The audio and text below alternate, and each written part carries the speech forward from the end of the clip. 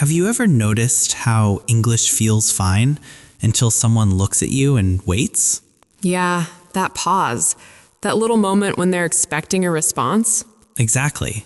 That's when my brain suddenly feels empty. Same. It's like the words were there 2 seconds ago and then gone. And what makes it worse is you know you understand them. That's the frustrating part. You're not confused. You're just stuck. I used to think that meant my English was bad.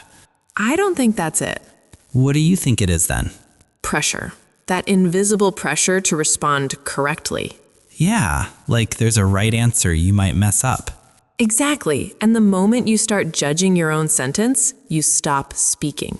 I felt that in meetings. Someone asks something simple, not difficult, just simple. And suddenly it doesn't feel simple anymore. Your mind starts racing ahead. What tense should I use? Does this sound rude? Is this too direct? Meanwhile, the silence is getting longer. That silence is loud. Very loud. Here's something I noticed though. Americans don't seem bothered by that silence. They're not. They pause all the time. And they still sound confident. Because they're not aiming for perfect. They're aiming for clear. That's a big difference. Huge. Learners try to sound smart. Americans try to be understood. So when we freeze, it's not because we don't know English. It's because we're trying to control everything at once. Words, grammar, tone, reaction. That's too much for one moment. No wonder the brain shuts down. Here's something interesting. When Americans don't know what to say, they still say something. Like what? Short sounds. Let me think. That's a good question. They buy time. Exactly. And buying time keeps the conversation alive. But learners think silence means failure. When actually, silence is normal. So the problem isn't vocabulary. No, it's permission. Permission. Permission to pause, to sound human, to not be polished.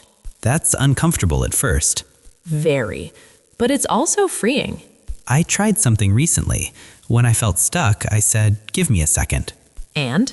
Nothing bad happened. Of course not. The conversation continued. I relaxed, words came back. Because the pressure dropped. That's the key, isn't it?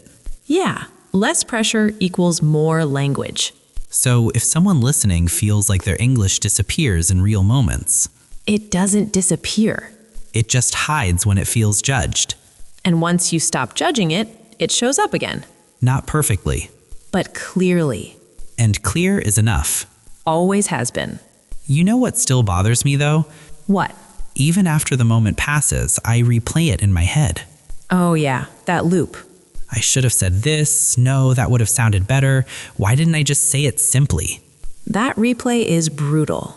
And it makes the next conversation worse. Because now you're carrying baggage. Exactly. You walk into the next interaction already tense, Like you're trying to fix the last mistake. even though the other person probably forgot it. They almost always do. That's another thing I realized. We remember our mistakes way more than others do. Because for them, it was just a moment. For us, it was a performance. That's such a good way to put it. And performances create anxiety. Conversations don't. So when English turns into a performance, we start monitoring ourselves. Tone, speed, face, Meanwhile, the other person is just waiting for a point. not perfection. Here's something I noticed in the US. People interrupt each other a lot. They do. At first, I thought I was doing something wrong. Same. I thought I was being unclear.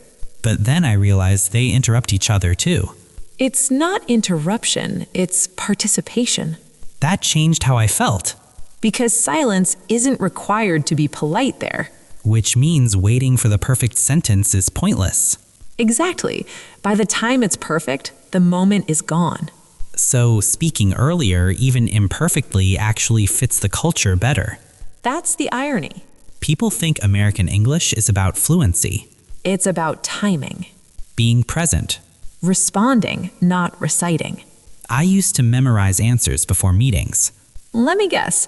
They never asked the exact question. Never. And then I'd panic.